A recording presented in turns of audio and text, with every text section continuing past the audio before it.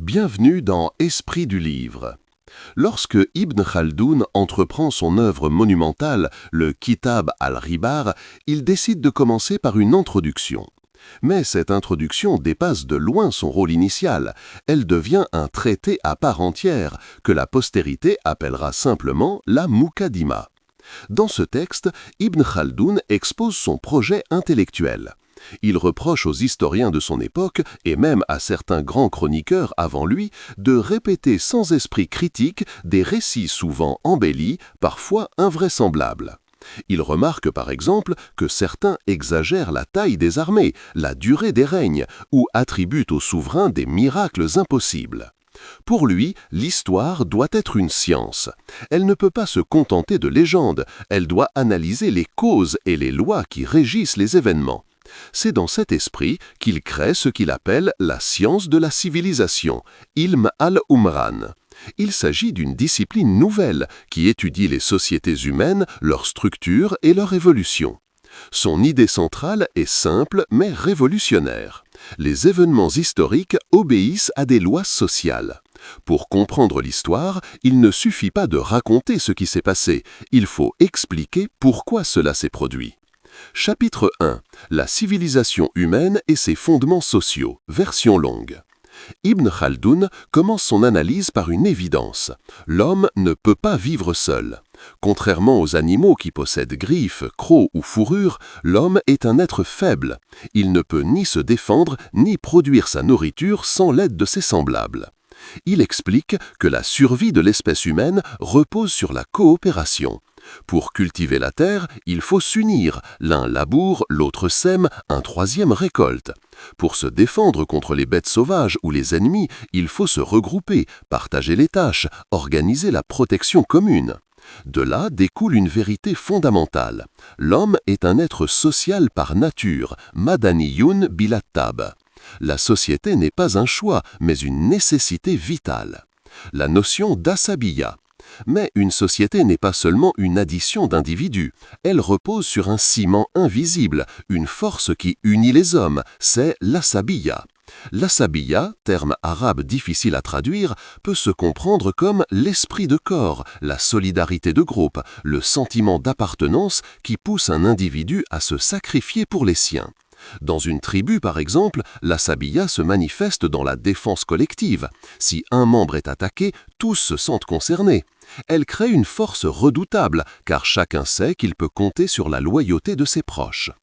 Ibn Khaldoun affirme que c'est cette asabiya qui est à l'origine de toute organisation politique. Sans elle, pas d'État, pas de dynastie, pas de pouvoir durable. Nomade et sédentaire, deux modèles de civilisation. Il introduit ensuite une distinction essentielle, la différence entre les peuples bédouins, nomades, et les peuples sédentaires, urbains. Les Bédouins vivent dans des conditions difficiles, déserts, montagnes, steppes. Leur vie est rude, leur nourriture frugale, leurs habitations simples. Mais cette austérité forge des hommes robustes, courageux, endurants.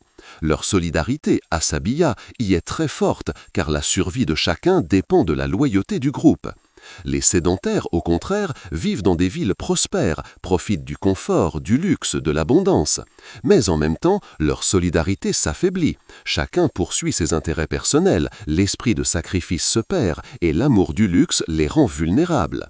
Pour Ibn Khaldoun, ces deux formes de civilisation ne s'opposent pas seulement, elles sont complémentaires. L'histoire montre que les peuples nomades, forts de leur solidarité, renversent les civilisations établies. Mais une fois installés, ils deviennent eux-mêmes sédentaires et finissent par décliner. L'État, nécessité sociale. Ibn Khaldoun explique enfin que la vie en société exige une autorité. Sans un pouvoir qui impose des règles, la violence naturelle des hommes prendrait le dessus. Chacun chercherait à dominer l'autre et la société sombrerait dans le chaos. Ainsi naît l'État, d'abord sous la forme de l'autorité d'un chef de tribu, puis sous des formes plus organisées. Mais cet État n'est possible que parce qu'il est soutenu par une asabiya. Chapitre 2. Les sociétés bédouanes, leur mode de vie et leurs caractéristiques. Après avoir établi que l'homme est un être social et que la solidarité de groupe, l'asabiya, est la clé de toute organisation politique, Ibn Khaldoun consacre son deuxième chapitre à l'étude des Bédouins, c'est-à-dire des peuples nomades. Pour lui, ces sociétés représentent le fondement de toute civilisation, car c'est d'elles que naissent les dynasties et les États. La vie rude et austère des Bédouins. Les Bédouins vivent loin des villes, dans les déserts, les montagnes ou les steppes. Leur existence est marquée par la simplicité. Ils ne possèdent que ce qu'ils est strictement nécessaire. Leurs vêtements, leurs tentes, leur nourriture, tout reflète une forme de sobriété. Ils n'ont pas le luxe des cités, ni les commodités de la vie urbaine. Cette austérité n'est pas une faiblesse, mais une force. Elle forge des hommes endurants, capables de supporter la faim, la soif, la fatigue. Habitués aux privations, ils deviennent plus résistants aux épreuves que les habitants des villes. Ibn Khaldoun insiste sur ce contraste. Là où les citadins s'affaiblissent par l'abondance et le confort, les Bédouins conservent leur vigueur grâce à leur mode de vie rude. L'asabiyya plus forte chez les Bédouins. Un autre avantage des Bédouins est la puissance de leur solidarité. Vivre dans des conditions difficiles oblige à compter les uns sur les autres. L'individu isolé ne peut survivre dans le désert. Toute agression contre un membre du groupe devient une affaire collective, car l'honneur et la sécurité de tous sont en jeu. Ainsi, leur asabiyya est plus pure et plus intense que celle des sédentaires. Dans les villes, les habitants sont dispersés, divisés par leurs intérêts personnels, soumis à une autorité impersonnelle. Mais chez les Bédouins, la cohésion du clan ou de la tribu reste intacte. C'est ce qui explique, selon Ibn Khaldoun, que les grandes dynasties trouvent toujours leur origine chez les peuples nomades. Les cités, bien que prospères et riches, n'engendrent pas d'empire. Les véritables fondateurs de pouvoirs durables sont des hommes venus du désert, mus par une solidarité inébranlable. Le rôle des Bédouins dans la fondation des dynasties. Ibn Khaldoun observe un schéma récurrent dans l'histoire. Une tribu bédouane, forte de sa cohésion, attaque et renverse un pouvoir affaibli. Elle prend le contrôle d'une ville, puis fonde une dynastie. C'est ainsi que les Arabes sortis de la péninsule ont édifié le vaste empire musulman. Ce sont des hommes du désert, unis par une foi commune et une solidarité tribale, qui ont conquis les plus grandes civilisations de leur temps, des Perses aux Byzantins. Mais Ibn Khaldoun insiste sur le caractère paradoxal de ce processus. Une fois installés au pouvoir, ces Bédouins se sédentarisent. Ils goûtent au luxe, construisent des palais, s'entourent de courtisans. Leur asabiyya s'affaiblit et leur dynastie devient vulnérable. Bientôt, une autre tribu nomade surgit, plus vigoureuse, et prend leur place. Ainsi s'établit le cycle des civilisations. Les Bédouins fondent les États, mais en devenant citadins, ils préparent leur propre déclin. Les Bédouins et la religion. Ibn Khaldoun ajoute une réflexion importante. Les Bédouins, par leur simplicité, sont plus proches de la pureté de la foi. Ils ne connaissent pas les excès du luxe, ni la corruption des grandes cités. Lorsqu'ils adhèrent à une religion, leur foi est plus entière, plus sincère, et elle renforce encore leur asabiyya. C'est ce qui explique, selon lui, l'essor foudroyant des conquêtes arabes au 7e siècle.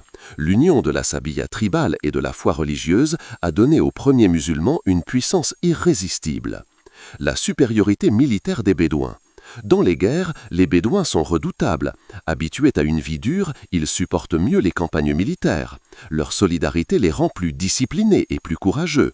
Les citadins, en revanche, craignent les privations, cherchent à préserver leur confort et manquent de vigueur sur le champ de bataille.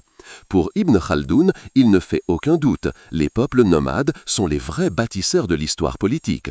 Même si les villes produisent des richesses et des cultures brillantes, elles ne peuvent se maintenir sans le renfort d'une force bédouane. Conclusion du chapitre 2. Ce chapitre est central dans la théorie d'Ibn Khaldoun. Il établit une opposition structurante entre les Bédouins et les citadins, entre la force de la solidarité primitive et la fragilité du luxe. Les Bédouins apparaissent comme la source des dynasties, les artisans de la puissance politique. Mais en même temps, leur destinée est de disparaître en se transformant eux-mêmes en citadins.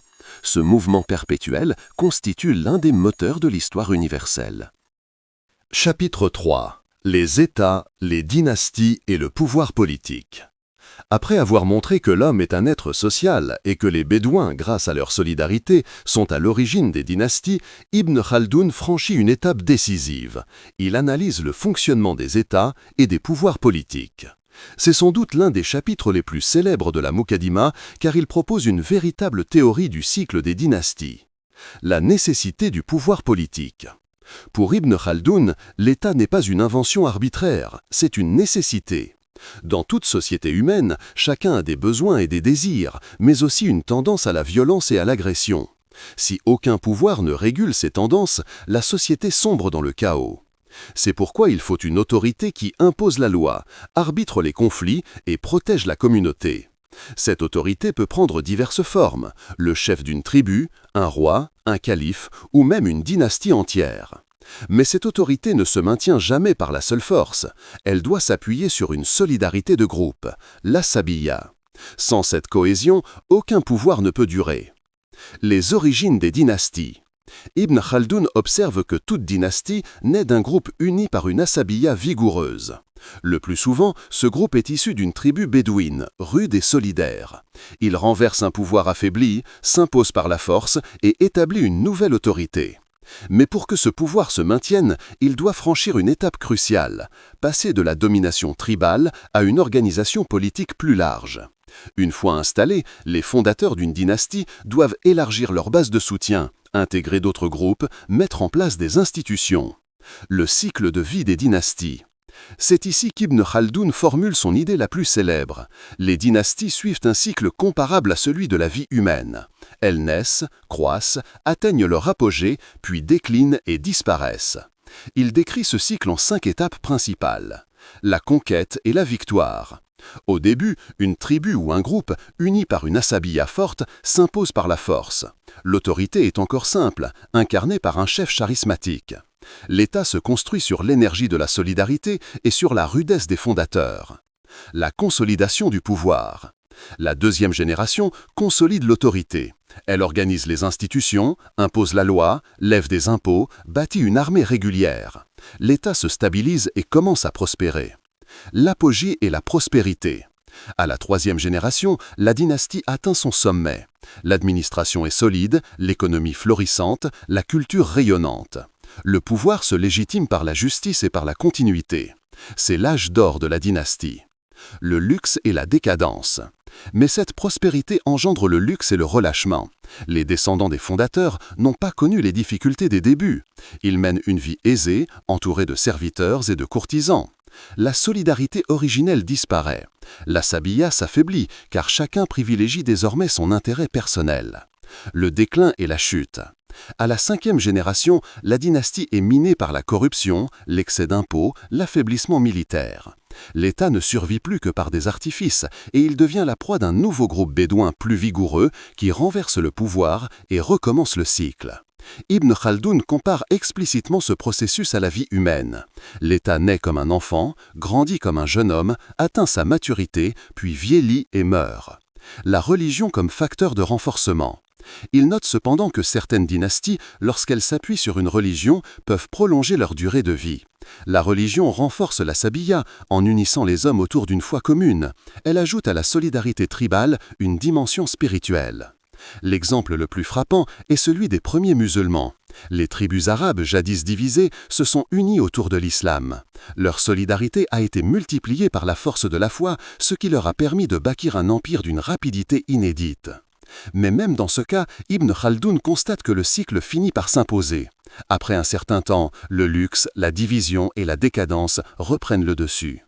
La fiscalité et la survie des dynasties. Un autre point important de ce chapitre est la réflexion sur les impôts. Ibn Khaldoun affirme que, dans les débuts d'une dynastie, les impôts sont faibles, car les souverains ne veulent pas alourdir leurs sujets. Cela favorise la prospérité et l'adhésion des populations. Mais à mesure que l'État vieillit, ses dépenses augmentent. Palais, armée, courtisans, luxe de la cour. Pour y faire face, les impôts deviennent plus lourds. Or, ces taxes excessives découragent la production et ruinent l'économie. C'est un cercle vicieux qui accélère le déclin. Les exemples historiques. Ibn Khaldoun illustre son analyse en évoquant des exemples concrets. Il pense aux dynasties maghrébines qu'il a vues de près, les Almoravides, les Almohades, les Mérinides. Toutes sont passées par ce cycle. Les Almoravides, venus du désert, ont fondé un grand empire, mais installés à Marrakech, ils se sont adonnés au luxe et furent balayés par les Almohades. Ces derniers, à leur tour, ont connu la même destinée. De même, il évoque les califats orientaux, les Omeyyades de Damas, puis les Abbassides de Bagdad. Chacun a commencé par une solidarité forte, puis s'est décliné dans la richesse et la division. Conclusion du chapitre 3. Ce chapitre résume l'une des grandes intuitions d'Ibn Khaldoun. L'histoire obéit à des lois cycliques. Les dynasties ne tombent pas par hasard, ni seulement à cause d'événements extérieurs. Leur déclin est inscrit dans leur nature même. La force qui les fonde, l'asabiyya, finit toujours par s'affaiblir. Le luxe, la division et la fiscalité excessive en précipitent la fin. Une autre force surgit alors et le cycle recommence. Chapitre 4. La société urbaine, les villes et les institutions. Après avoir expliqué le cycle des dynasties et le rôle fondamental de l'asabiyya dans la naissance et la chute des pouvoirs politiques, Ibn Khaldoun s'intéresse à une autre étape de la civilisation, l'urbanisation. Dans ce chapitre, il analyse en profondeur le passage de la vie bédouin à la vie citadine et les transformations sociales, économiques et culturelles qui en résultent. Le passage du désert à la ville. Selon Ibn Khaldoun, l'homme ne se contente pas de satisfaire ses besoins primaires, nourriture, abri, sécurité. Une fois que ces nécessités sont assurées, il recherche le confort, puis le raffinement. Cette évolution conduit les sociétés à passer d'un mode de vie rude et frugal, celui des nomades, à un mode de vie plus élaboré, celui des citadins. La ville est donc le produit naturel de la civilisation. Elle incarne le stade avancé du développement humain. Mais elle n'apparaît pas spontanément, elle naît toujours après qu'une dynastie s'est installée et a imposé son autorité sur un territoire stable. Les fonctions de la ville. Pour Ibn Khaldoun, une ville n'est pas seulement un regroupement d'habitations, elle remplit plusieurs fonctions essentielles. Fonction politique. La ville est le siège du pouvoir. Le souverain y réside, y tient sa cour et y concentre son autorité. C'est le lieu d'où partent les ordres et les décisions. Fonction économique. Les marchés urbains attirent les produits des campagnes et des régions voisines.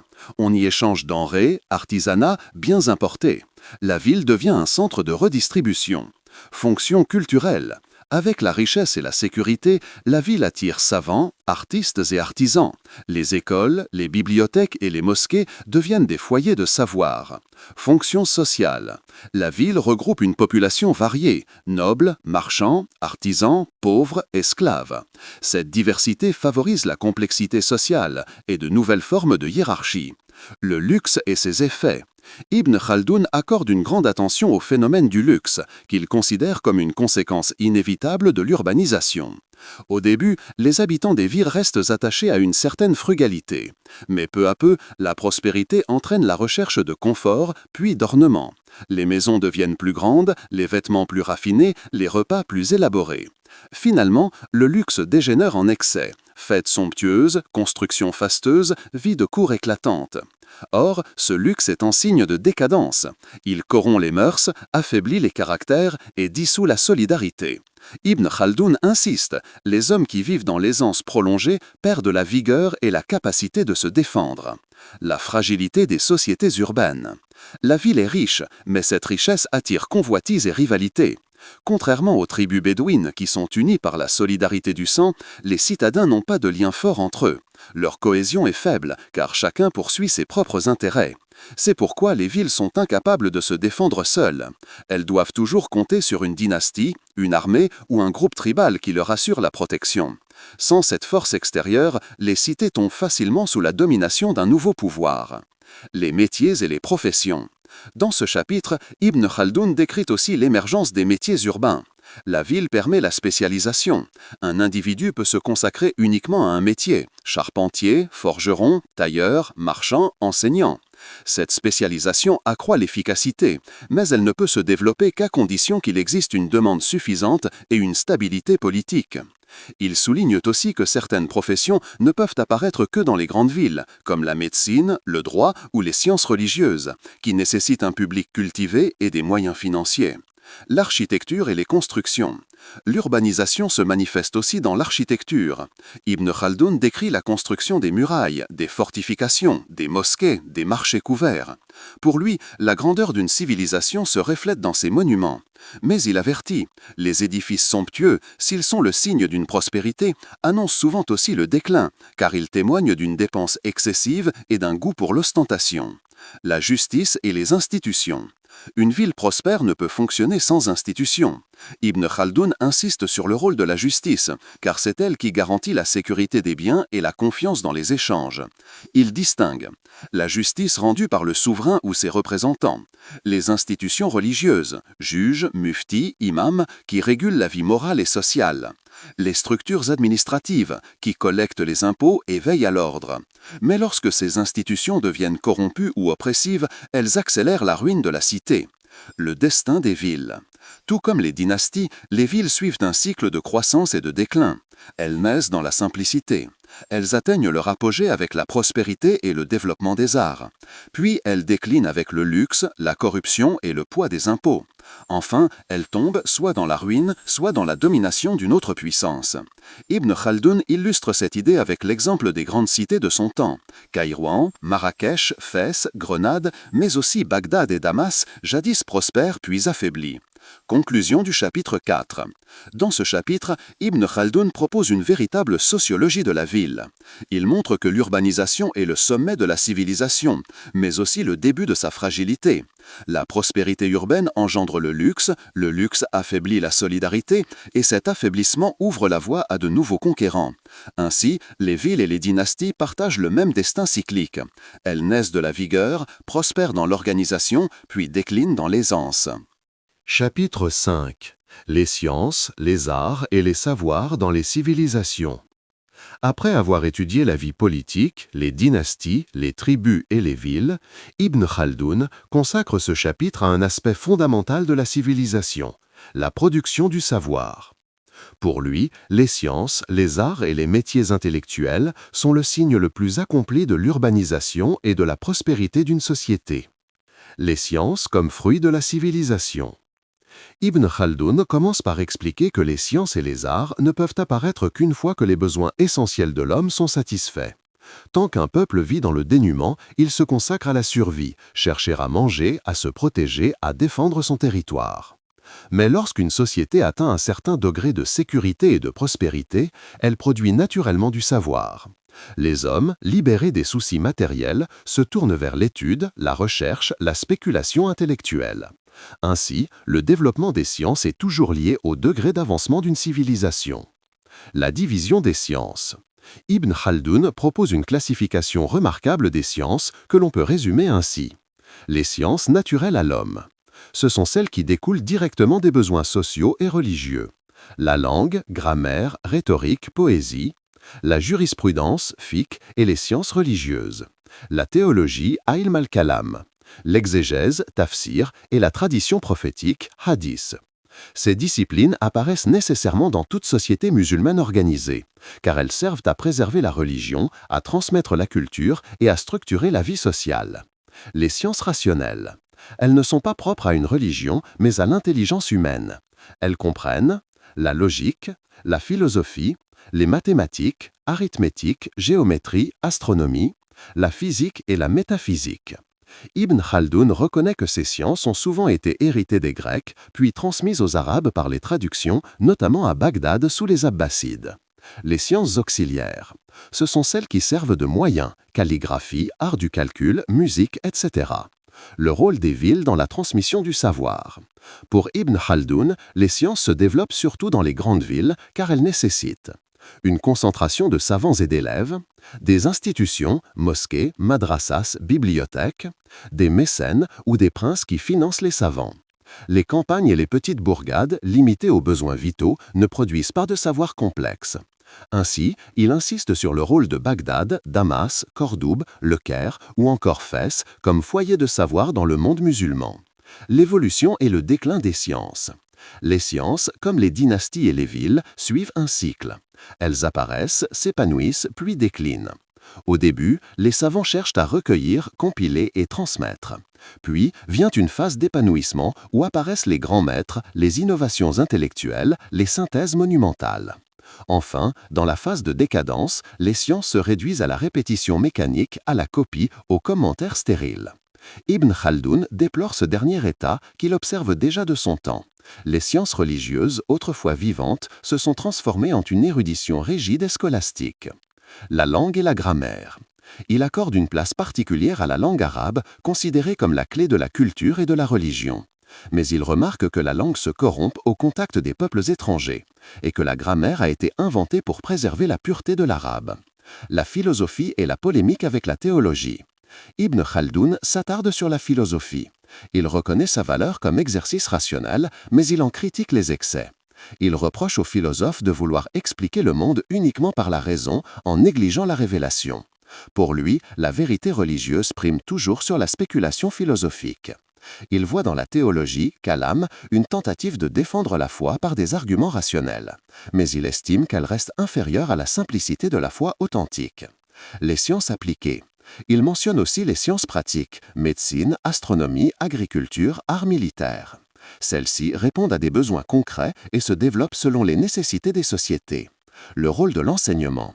Ibn Khaldoun analyse aussi les méthodes pédagogiques. Il critique.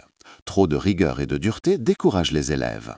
Trop de liberté conduit à la superficialité. Il recommande une méthode progressive, adaptée au niveau de l'élève, qui allie discipline et encouragement. Conclusion du chapitre 5. Ce chapitre est un tournant dans la Muqaddima. Ibn Khaldoun ne se contente plus d'analyser les structures sociales ou politiques. Il dresse une véritable sociologie du savoir.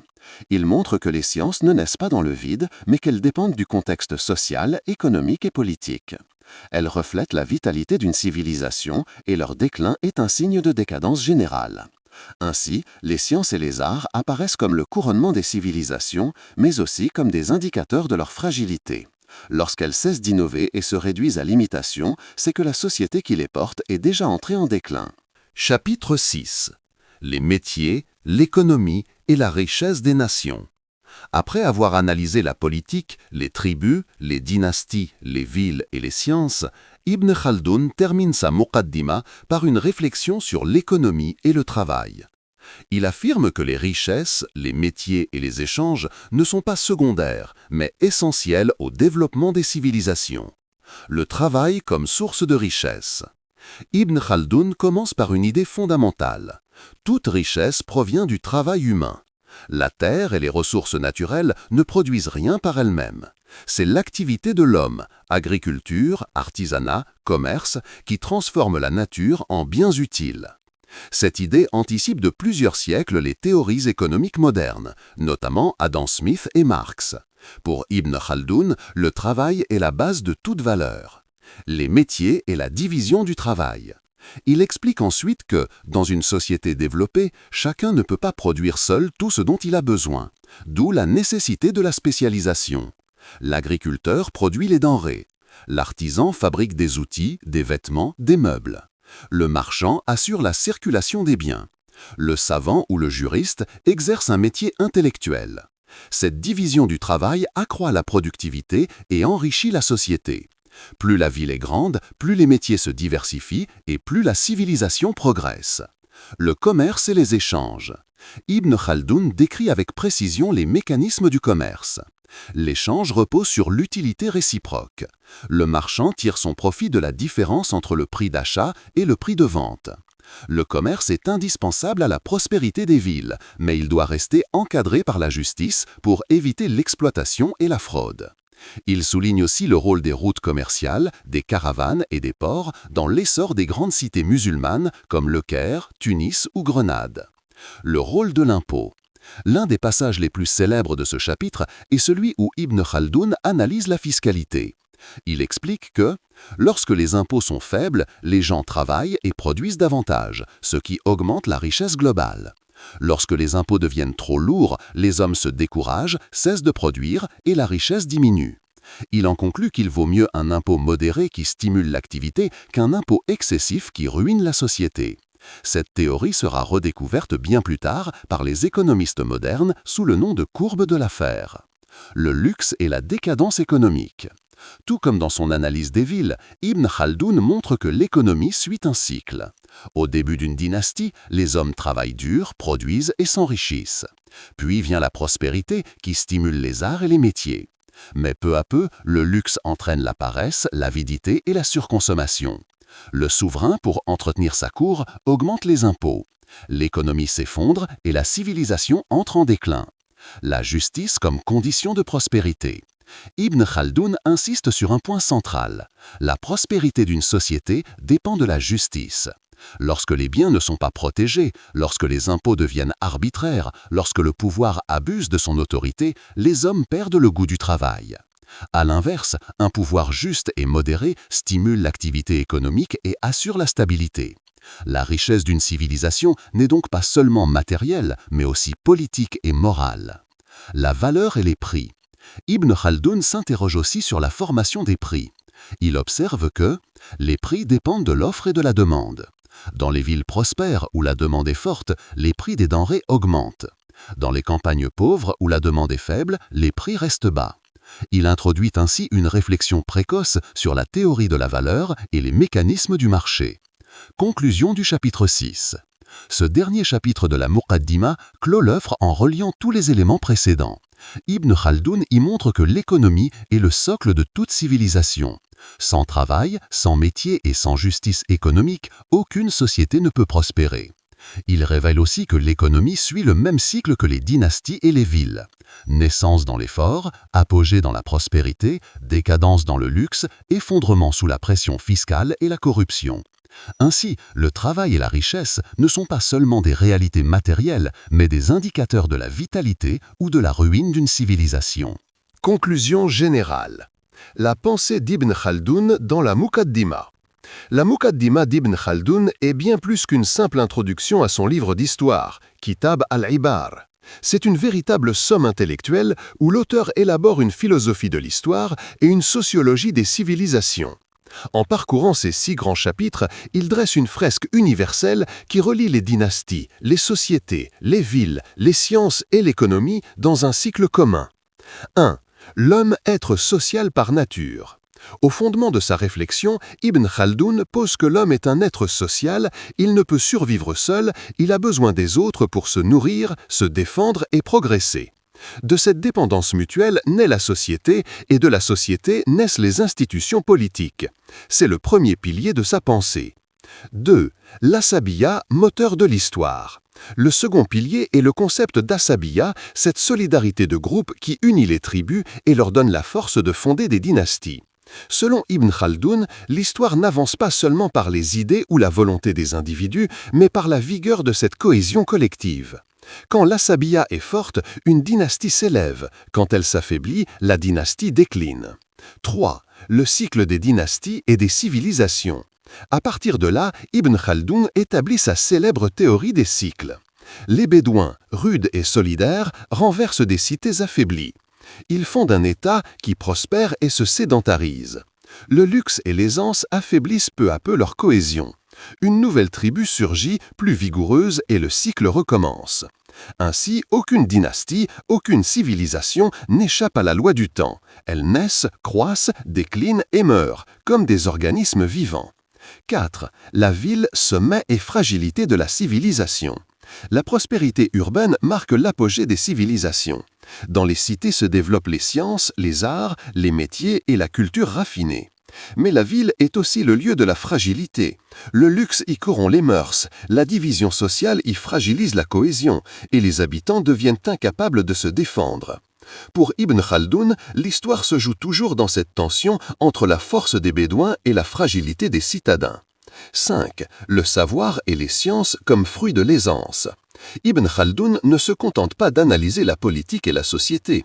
Il propose aussi une sociologie du savoir. Il montre que les sciences apparaissent dans les sociétés prospères où les besoins vitaux sont satisfaits. Les disciplines religieuses, littéraires, rationnelles et pratiques reflètent l'évolution des civilisations. Mais elles aussi suivent un cycle, créativité, épanouissement, puis stagnation et décadence. 7. L'économie et les métiers, socle de la prospérité. Dans son dernier chapitre, Ibn Khaldoun développe une véritable économie politique. Il affirme que le travail est la source de toute richesse, que la division des métiers accroît la prospérité et que le commerce repose sur l'échange utile. Il analyse avec une modernité surprenante le rôle des impôts, la formation des prix et l'effet destructeur du luxe. Sa pensée économique anticipe de plusieurs siècles les grandes théories modernes. 7. Une vision globale et cyclique de l'histoire. L'originalité d'Ibn Khaldoun réside dans sa vision globale. Il ne considère pas l'histoire comme une simple suite de récits, mais comme un enchaînement de causes et de lois. En cela, il rompt avec la tradition des chroniqueurs et se rapproche des sciences sociales modernes. Sa pensée est profondément réaliste. Il refuse les explications miraculeuses ou arbitraires et cherche à comprendre les mécanismes sociaux. L'histoire pour lui n'est pas un chaos, mais un cycle soumis à des règles que l'on peut analyser. 8. L'actualité de la Muqaddima. Plus de 6 siècles après sa rédaction, 1377, la Muqaddima reste une œuvre étonnamment actuelle. Les sociologues y voient les prémices de leur discipline. Les économistes saluent ses intuitions sur la valeur, le travail et la fiscalité. Les historiens y trouvent une réflexion pionnière sur les dynamiques des civilisations. C'est pourquoi Ibn Khaldoun est souvent considéré comme l'un des pères de la sociologie, de l'anthropologie et de l'économie moderne. Conclusion finale. La Muqaddima n'est pas seulement une introduction à l'histoire universelle, c'est une philosophie complète des sociétés humaines. Ibn Khaldoun y démontre que toute civilisation, qu'elle soit arabe, berbère, persane ou européenne, obéit à des lois universelles. La solidarité comme moteur, le travail comme base de la richesse, la ville comme sommet et comme fragilité, le luxe comme signe de décadence et le cycle de naissance, apogée et déclin comme loi de l'histoire. À travers son œuvre, il a jeté les bases d'une compréhension scientifique du monde social, faisant de lui l'un des plus grands penseurs de l'histoire universelle.